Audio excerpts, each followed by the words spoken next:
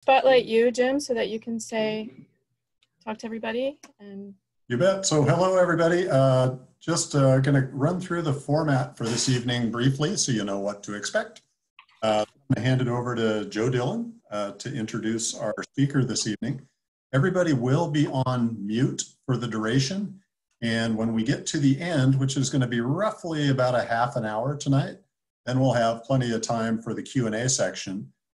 For you to do that, please go down to the bottom of the screen, and there are multiple ways to contact somebody in Zoom. Everybody's probably pretty comfortable with it at this point, but please do use the Q&A section, not the chat and not the raise hand, and I will communicate your questions to Ben and allow him to answer from there.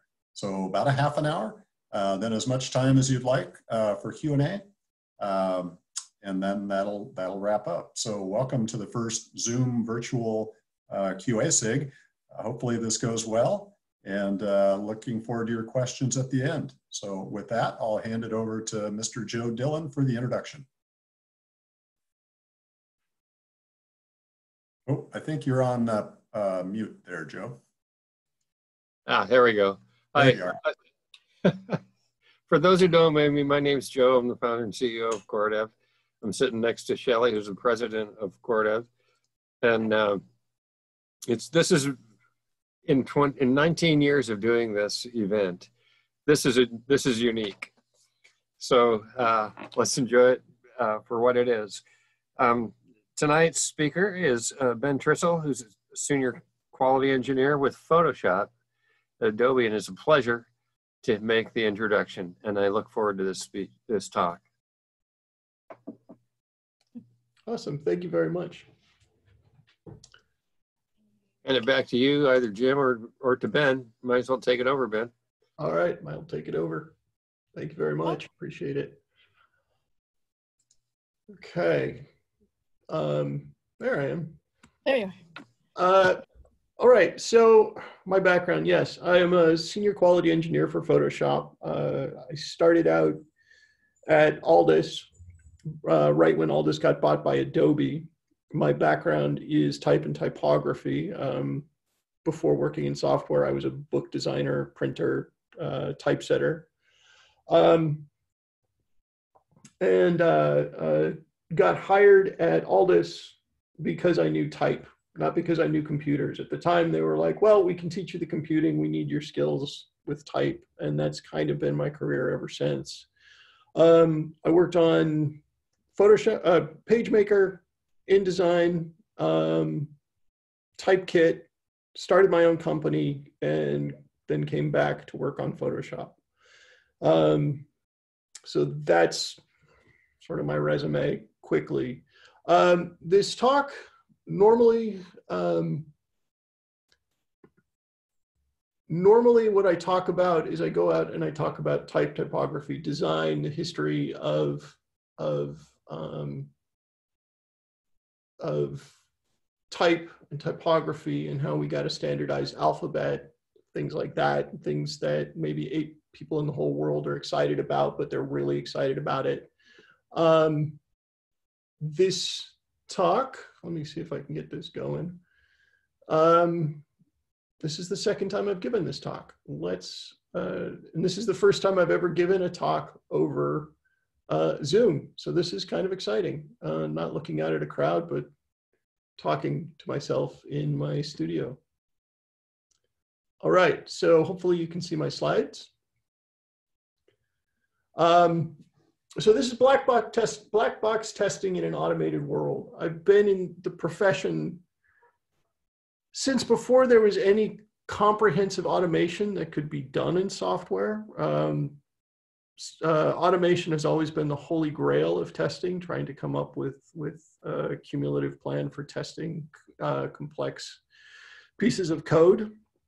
Having gone through it, my experience has always been what works, what doesn't work, the dangers of removing black box testing from the process of testing software, testing services versus testing product or applications. and the perspective they're in. And this is sort of wrapping up that perspective from my experience. So who does Kiwi work for? This question came up in an interview in the mid-90s. And the answer to this is one that I've always liked. And the answer is the end user. So Kiwi is the last bastion of sanity before any product goes to market and gets in front of a customer. We have to represent the end user. We have to make sure that what gets in front of the user is something that is delightful, applicable, and useful. This is a quote from Charles Eames. So again, my background is in design. I think about testing a lot in terms of design. And this quote to me speaks to how you develop a testing strategy. So in this, here's one of the few effective keys to the design problem: the ability of the designer to recognize as many of the constraints as possible, their willingness and enthusiasm for working within these constraints of price, of size, of strength, of balance, of surface, of time, and so forth. Each problem has its own peculiar list. Now, if you think about the constraints of software testing, it's important to think to the limits of what you are testing, to think to the dependencies, to think to the code, to the operating system, to all of the pieces that give you a framework of possibility, as opposed to a lack of framework or infinite possibility. So rather than swimming in the ocean, you're swimming in a swimming pool and you can see the edges of what you're doing. What is the role of Kiwi on a dev team? So defining yourself within a larger ecosystem. At a surface level, the role is, of course, to test and find flaws. That's our bread and butter. That's what we get paid for. That's what we get up in the morning to do. But we also test the usability of a product. I had an engineer say something to me that really struck home, which is, the code that I write is good, but what I really need is somebody to tell me that 3 clicks are better than 10 clicks. So our job is not only to find flaws, but to look at the logic of how a user gets from point A to point B and say, is this the best path to get there? Does this actually tell a good story? We act as an advocate for the user base. So I'm online all the time in the user forums, either reading or interacting with users. I want to hear what's frustrating to users. I want to hear what's delightful to users. I want to hear what their stories are and what they need to do, because what they need to do is going to inform the future of my product. My job is also to isolate and understand complex issues. So again, something comes up in a user forum, a user said, hey, I crashed. And I get the crash log, and it does not give me informative information. So I need to be able to pull information out of the crash log and out of the user to find out how something occurred.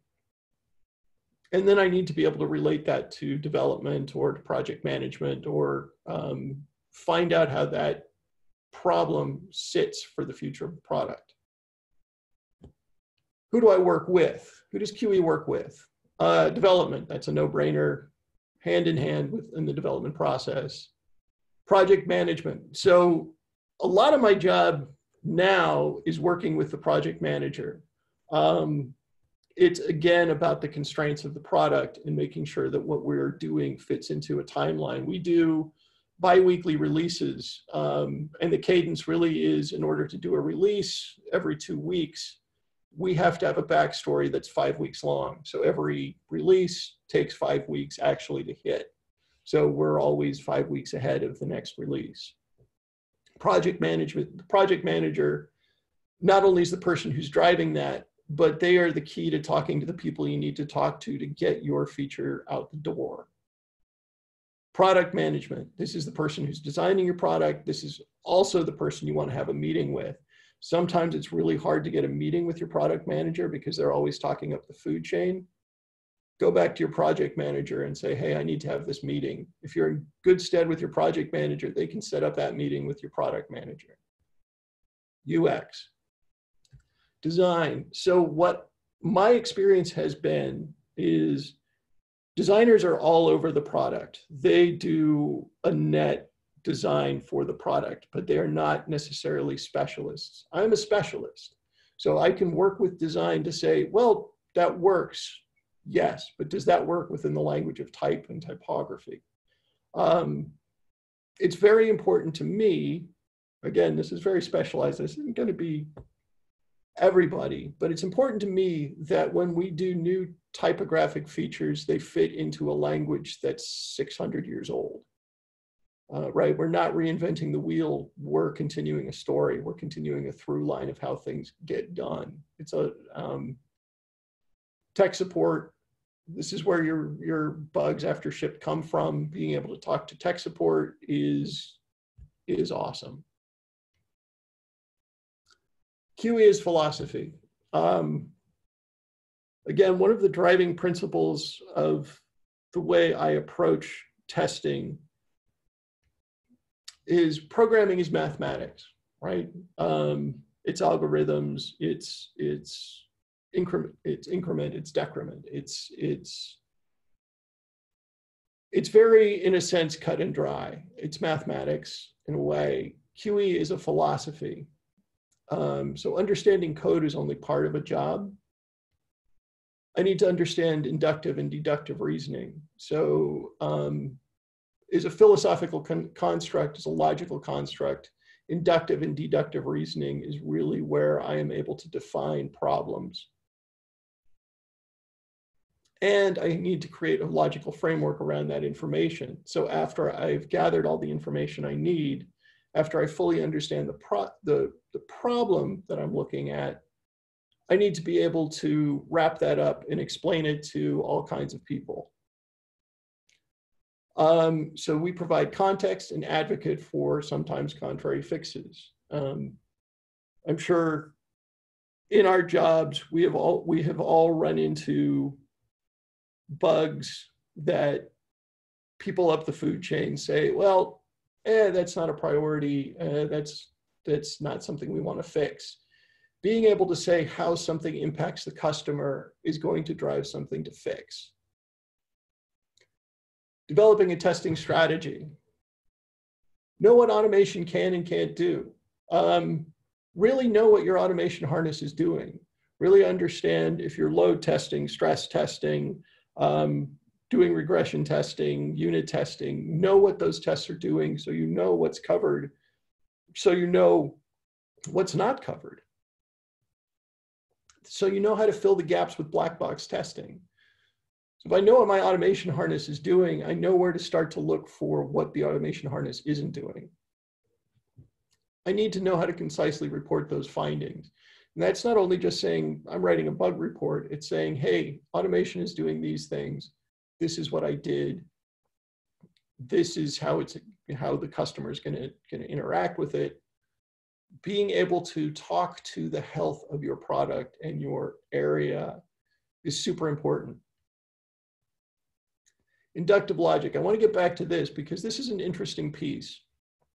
Because inductive logic is unlike mathematics, this piece of logic is all about uncertainty. Inductive reasoning starts with a statement and then draws general conclusions based on evidence. So you can look at a problem and you can say, this problem is X. I bet there are other problems around X plus Y. So an example of inductive logic is the coin I pulled from the bag is a penny, the second coin is a penny, a third coin from the bag is a penny, therefore all the coins in the bags are pennies. That's the assumption. In testing, we can take a pattern, whether it's a condition or a use case, and infer from that a broader pattern. So if a widget is, if a given widget is displaying certain behaviors, we can draw from that conclusion that a widget that is cloned from that widget will probably have similar behaviors. So it's a good way to uncover bugs in other areas. Inductive logic also allows for negative outcome. So I can make an assumption It's an informed, intuitive assumption. I can follow that assumption. It's okay if that's a negative, that's actually good. So inductive logic uses. Bug isolation. If I have a complex bug, I need to tear it apart. Inductive logic and deductive logic helps me pull apart complex issues to get to a root cause. So I can set up patterns to help me find issues, to create my test pass. I want to go back to this idea of intermittent. It's easy to say in some cases that a bug is intermittent, but it's in my experience that intermittent bugs are bugs that are not properly isolated. You can actually get to a place where you can find the conditions that trigger that issue. Deductive plus, so this is a way of using, an example of using deductive and inductive logic to get to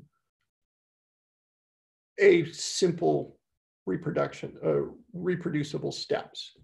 So I have a 100-page document, it crashes on export, right? That's hair on fire bad. That's not what you want. The things I need to look at are the DOMs, so the document object model. So the document object model in the product and then the document object model in the export filter. And how do those match? Are there new features? So a new feature is going to stream through the document object model in different ways. Export settings. Will the export settings create malformed content based around new features? I don't know, but it's worth checking out. Corruption. So if I have an object, that object could be causing problems based on a number of different issues. Dependencies. So dependencies on the OS. If the OS is new, is that causing problems? Those are things I want to check out.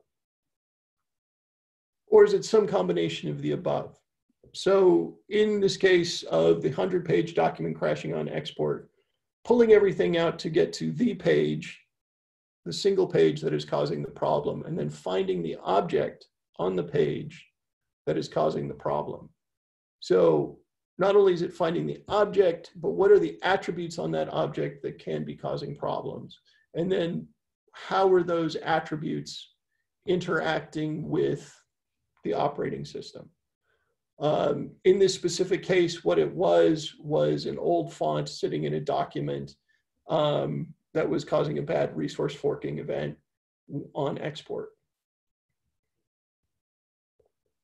Be smart. So we probably all heard this phrase, be smart. But in terms of quality assurance and what we do, I like to think about it as specific. Be specific in your goals.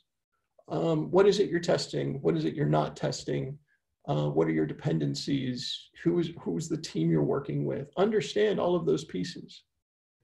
Measurable. Set up your metrics. Really do this. Make sure that at the end of the day, you can say, I tested these things and these are the results. And this includes automation. Being able to report on your automation is a big deal. Attainable. So make sure that you have a glide path for your week so you know what you're going to be doing by the end of the week. That can always fall apart, but it's good to say, I'm going to get here. So if it does fall apart, you know why it fell apart. Relevant. Put the work in appropriate buckets. Testing down rabbit holes can happen. I try to avoid testing down rabbit holes. Testing one thing 100 times is less effective than testing 100 things one time. Know what your path is, how you're going to attack that path, what you're looking for, etc. Time-based. So this one is big, especially in my world. Time isn't just for sprints. time is a constraint that our users have. Knowing how to use time, both for testing and for, sorry, my dogs are barking, and for usability. Again, it goes back to 10 clicks versus 3 clicks. Time is always an issue for our users. They need to get things done. If it's hard for a user to get things done, it leads to frustration very quickly. The example I will use is automated phone systems. How quickly do we get frustrated when we call an automated phone system and it takes us longer to ask the simple questions we need to ask and get done what we need to get done? You can feel your frustration rising really quickly in that event. So it comes to this, the human element. Developing software is one thing, but we are developing software for people to use. We want to build something that is delightful, that makes our customers happy. If we make things that make our customers happy, they come back to us. They trust us. They know that what we deliver is good. That was interesting. Like I said, time is always an issue to our users. Everybody's on a deadline. Everybody needs to get something done. If you make software that helps them get something done in a timely fashion, you're helping them. The more complex the program, the more complex the interactions that can happen. Going back to time, you want to make sure that even with complexity, you have elegance in your design and that you're testing for that elegance. Sometimes it's very hard to do that because what you're doing is a very complex task. You're moving bits and bytes, pixels around in a way that's very sophisticated. And there's a learning curve to it, et cetera. But at the end of the day, you want to solve that. You want to be able to have a user solve that learning curve in a timely fashion. This was said to me by a designer friend. This application never crashes at a good time. So you're on a deadline and your application crashes. This is never good. So what does black box testing give us? What does functional testing give us? So automation is really good for linear testing.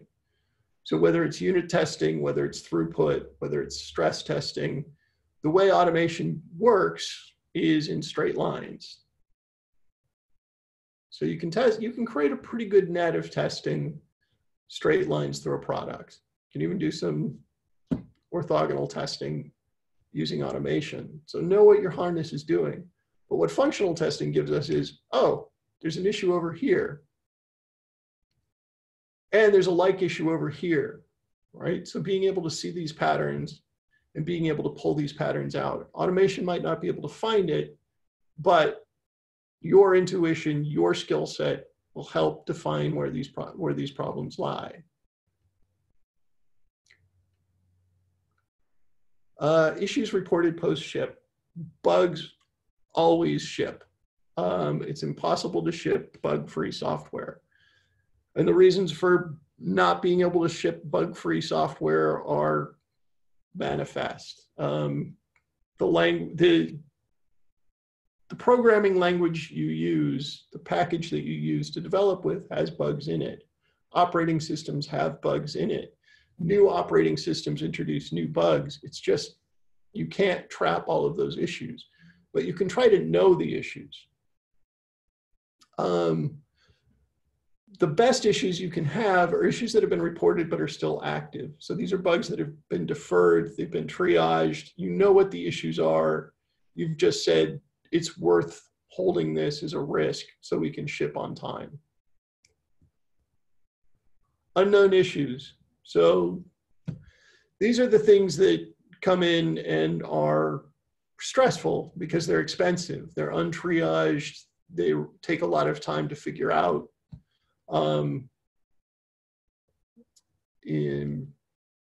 unexpected product usage. Customers will always use your product in ways that you didn't design it for. Accessibility is one of those things that will always surprise you because accessibility, again, changes with an operating system. Localization is another place. I had a customer who was taking her documents through localization and then creating outlines for all the type to preserve it. So she was running into memory issues because creating an outline for 100 pages of type is really memory consumptive. Again, issues will always be found post-ship. This is a reality we live with. Knowing what those issues are, knowing how to triage those issues, and knowing how expensive those issues are is part of the game. Use cases. So here are some cases out of my career that I think are fairly instructive for how to think about testing. So case one, is this a bug or is this a feature? In InDesign, graphical objects have this concept of an object frame and then the object itself. They're independent things. You can move the object within an object frame to crop it. Photoshop has a very different way of cropping. In other words, when you crop an image, you're eliminating pixels. In InDesign, when you size a frame, you can move the object within that frame. In CS3, an optimization was made to the object frame, which allowed for the object itself to be more closely aligned with it. What was happening, well, we had a customer who was complaining that when they opened a document, their images were shifting on the page unexpectedly, and this was causing them stress. What was known at the time when we first started to diagnose this. This was impacting some user files, but not others. We were only getting one user who was complaining about this. It was caused by an enhancement to the object frame. So at some point, developers saw that they could write the code more cleanly and make the relation between the objects more obvious. They did that. This caused the problem. So it's not a bug, it's an optimization. What was unknown? Scope of the problem. Again, we had one customer who was complaining about this. They were complaining very loudly about this. But we didn't know if this would impact other users. We just weren't getting that data. And was it a bug really? I mean, from an engineering perspective, we made it better. What we uncovered when we were triaging this problem. All files created in CS2 or earlier, opened in CS3 or later, might uncover this behavior. So anything prior to this change was going to show this problem. The user had no way of knowing what version the files were created in. They didn't have a content management system, so they didn't have any metadata associated with any of these files. They were just taking a file, opening it up, images were shifting, bad news. It was bad news because they were a children's book publisher. So they had hundreds and hundreds of books that they did not know if they opened this, if the images were going to be jumbled. And because they had hundreds of these documents, there was no way they could send them to a designer and say, fix this. Was this a bug? Technically, no, it was an optimization. Practically, yes, this was a big problem for a user. Ramifications. If we fix this, will this fix have a negative impact? In other words, if we go back to the original way of doing this, are we going to break everything forward? We can't support a version patch just for this user. if we create a version patch, we're going to have to upgrade that patch for every release that we do. That's not sustainable. How what we knew influenced the fix. We knew that the problem was in relation to the object and its frame. By treating object location discretely, we did not have to change anything that might influence any other object or version. So if we could get a snapshot of where the object and where the frame were before that recomposed, we could run a quick program subroutine that would then put everything back to its original spots. We could get the spot where those objects were, we could realign them to those spots. No one would notice. Was this a win?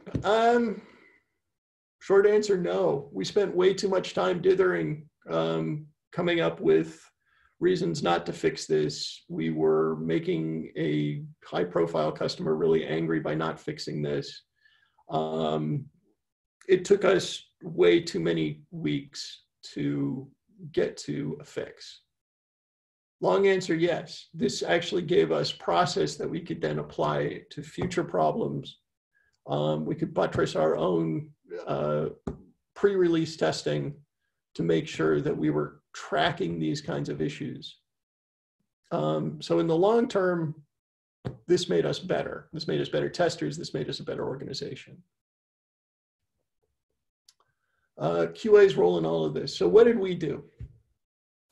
We isolated the problem and could describe precisely what was happening. I spent a lot of time in a lot of meetings explaining to a lot of different people what was going on. We continued to champion for a fix. Again, development was saying, this is an optimization. We don't want to fix this. We don't want to mess with this.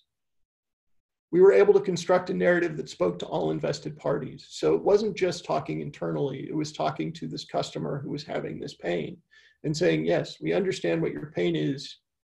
We're working towards this. So we were able to give responsible parties the information they needed to know to have the conversations that needed to be had to get to a fix. Here's another case. This one's awesome. InCopy shuts down on save. So this shipped in CS3. In CS3, InCopy, if you saved your document, you would crash. Right, wait, what, why? Well, save worked fine through the API, but not the UI. So automation was being run. Automation couldn't track this because in the API, save worked fine. So why didn't this get caught by anybody who was doing save? User testing had been performed, right? At the end of the product, everybody's using the product to make sure it's robust, to make sure their features do exactly what their features are going to be doing, but were they smart? In other words, during that time, they're using their features, they're creating things, but are they saving? Are they collaborating? Are they using time? So when tasks were being performed, how are they being defined and measured, and what was the time frame? Out of this, I developed a protocol for doing user testing where time was the key issue. So in 3 days, we had to get from 0 to an 8-page zine. And in doing so, that time created pressure and a constraint that could produce bugs that were created by people using shortcuts to get things done in the time frame that I had given them. All things font. So a lot of my career has been around fonts. In InDesign 1.0, a non-embeddable font was allowed to be embedded in a PDF. This was found before ship and deferred because it was deemed low risk. Why was it deemed to be low risk? Well, an FS type flag. So if you're not familiar with breaking apart font files and looking at the metadata that's inscribed in a font that allows a font to be used the way a font file is used, an FS type flag sets the, what's the word I'm looking for? The guardrails around how that font can be used as defined by the designer. An FS type flag 2 is this. It's a restricted license embedding. It says you can't embed this font without explicit approval from the designer. Why this is a big deal. So from the beginning of digital type, EULAs have been largely unenforceable. If you worked in a service bureau in the 80s and the 90s and the early aughts, you probably had hundreds and hundreds of users' fonts on a machine that were given to you through packaging that you then held on to for various reasons. That broke the end user license agreement for the type designer. This basically meant you weren't paying a type designer for their work. Largely unenforceable because it's impossible to track ownership. The font file's out there, it's just gonna float around. Type designer doesn't have the money to track this down and enforce, hey, you can't use my intellectual property. However, if it's a major corporation and the major corporation violates your EULA, they open themselves to a massive lawsuit.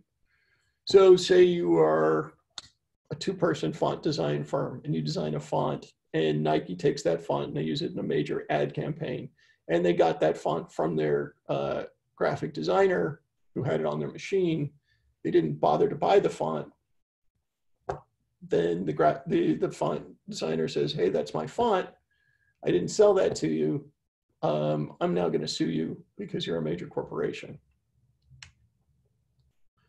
What was known at the time about this issue?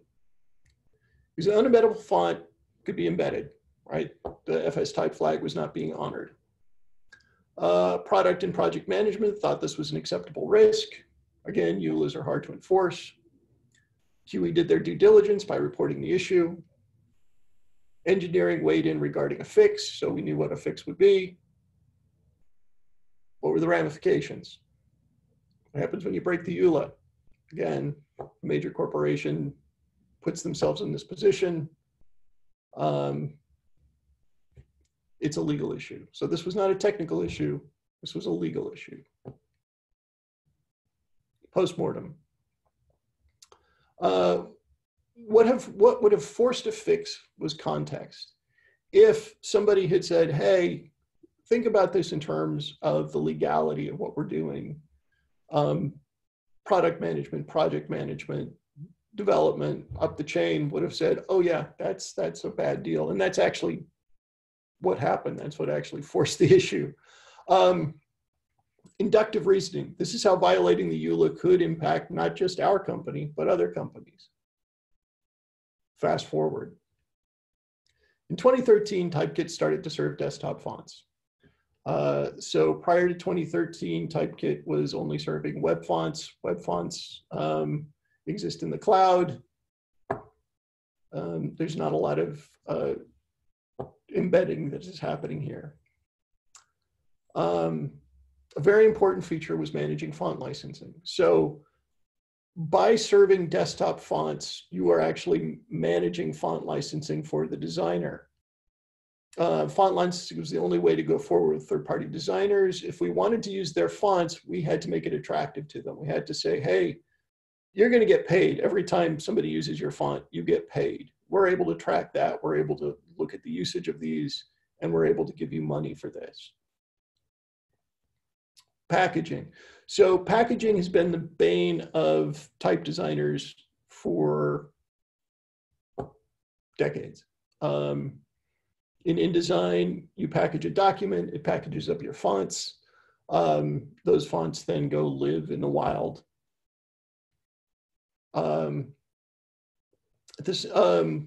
While we were doing desktop fonts, the Creative Cloud was being developed. The Creative Cloud is where documents could live on a server somewhere in Kansas. While desktop packaging was blocked from adding fonts, so as we were putting in downloading desktop fonts, we were also blocking applications from packaging these same fonts so that people would be forced to use fonts from Adobe Fonts so the designer could get paid. It turns out there was a way through Cloud Docs to get fonts into a package and thus accessible to users. So when you, excuse me, I have to have some liquid. Turns out if you packaged to the cloud, the font files would get streamed out as part of that. They didn't have, they were encrypted, so it was just a long string of digits on the file. But if you knew what it was, you could just rename it as an open type font and use it. What to look for? Fonts were being obfuscated, but also getting added to the package. If a user renamed the file, they could get the font, which broke the EULA. Finding this was critical to the success of our solution. We found this pre-ship. We were able to fix it. We were able to hide obfuscated fonts in packaging so that a user never could get access to those fonts. Knowing what to look for was critical to finding this issue. The entire team, well, most of the team, had been around for the InDesign 1.0 debacle of having the EULA broken through embedding unembeddable fonts. We were all paranoid. We didn't want this to happen again. So we were looking for ways to get this to happen so we could fix it before we shipped. So when we found it, the single bug forced a refactoring of the sync solution. We found it before ship because the team was full of people who understood the blah, blah, blah, blah, blah. In conclusion, so I'm going to wrap it up. I probably spoke through this too fast, but sitting in a room by myself, hearing myself speak, it's interesting. How we test is an always evolving project. Automation changes, products change, services change, technology changes. How we test those things always has to adapt. The art and the craft of testing seldom changes.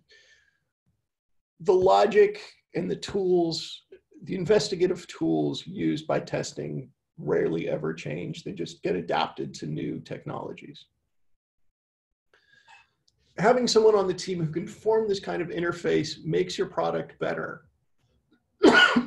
Having somebody who is a tireless advocate for your product and is in the guts of it, testing it, looking at the code, optimizing, advocating for the user makes your product better. Again, we work for the user. This is a really good framework to think about. I find it a good framework to think about how I do my job. I don't work for development. I work for the user. So that's my presentation. I'm happy to take questions.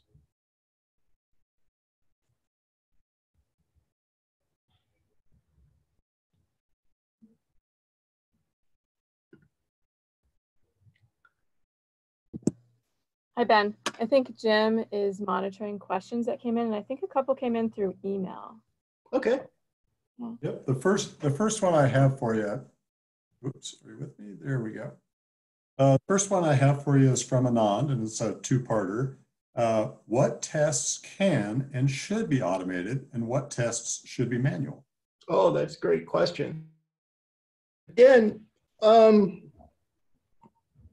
it depends on the context of your application. If you have a service, if you have anything online, obviously you want to be stress testing. You want to be testing throughput. Let me think about this. Automation is tricky because you can write an automation harness that's good for 1 or 2 releases, and then it can fall apart.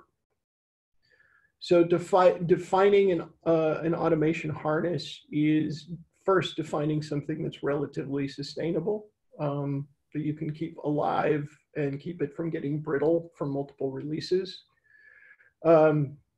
Testing unit cases, testing widgets,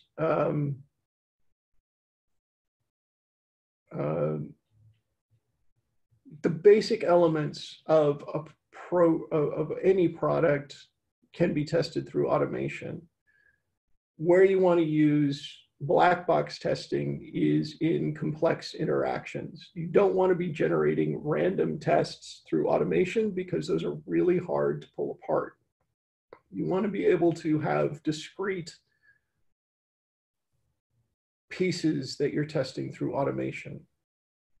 Then you can do the complex testing, the combinative testing, the contextual testing through black box methodology. A way to think about black box methodology is to think simple to complex. I have an object, that object can have attributes. Those objects and attributes can have context. Context is things like time. Time is things like archival. How old is this document? How long does this document need to live, right? Hopefully that answers part of your question. Well, and then the last part of that question, also from Anand, is just how often should the automated tests be run? Automated tests should be run every time you pull a new build. So you want to be able to smoke test a build. You want to be able to, well, that's a simple answer to a complex question. You want to have automation that is scalable. So smoke testing every new build to make sure that nothing regresses. Defining when you run stress tests, what are the milestones, what are the benchmarks for stress testing, load testing. That has to be defined per project. So there, you can't really put a firm timeline on it. But it's sitting in a meeting with your project manager and your dev manager and saying, okay, we need to run these tests. These are the milestones we want to run at, and then haggling that out. Okay. Now, I agree with everything you said. The thing I've always noticed, I mean, exactly, you got to get the target points, the basics with automation. Yeah. But the trick is that when code changes, as it always does, then you have automation code that needs to change, and that has to be tested too. And so then you have 2 problems on your hands to make sure that both are working. So you stick with the basics and then do the rest. Yeah, yeah. I mean, the problem with automation has always been automation gets brittle really fast. So it's creating an automation harness that is going to last you multiple releases, which again comes down exactly to your point, which is make sure you've got the simple things covered. Yeah, for sure. Yeah, yeah. Make sure that didn't break. Yeah. Foundation has to be there and then build on top. Yeah. And don't get it complex. Complex breaks fast. Yeah. Can. and I don't see a lot of other questions typed in, so if anybody would like to raise their hand, we can also unmute you and you can speak directly to Ben if you would like. Yeah, please. Anybody from the crowd have anything else they would like to know? Is there nothing that popped up? Yeah, I don't see a lot of hands raised, so you were very thorough. Okay. Well, I really appreciate everybody's time. I hope people found some value in this. Well, Ben, we appreciate you giving us your presentation tonight. Anytime somebody does give a presentation, they're eligible for one of the highly coveted Core Deviant t-shirts. So we will follow up with you and make sure that you are presented with one of those appropriately. Excellent. I really appreciate that. All right. Well, thanks everybody for participating. This is the first time out for us on the Zoom meeting. If you have any thoughts, questions, concerns, or ideas on how we can make this better, because it looks like we might be doing this for a little bit longer, we're all ears. But thank you for your participation, and thanks again, Ben, for your time. All right. Well, thank you all very much. Appreciate it. Thank you. Thank you. All right, and thanks for everybody for joining. We'll see you soon. Cheers. Cheers.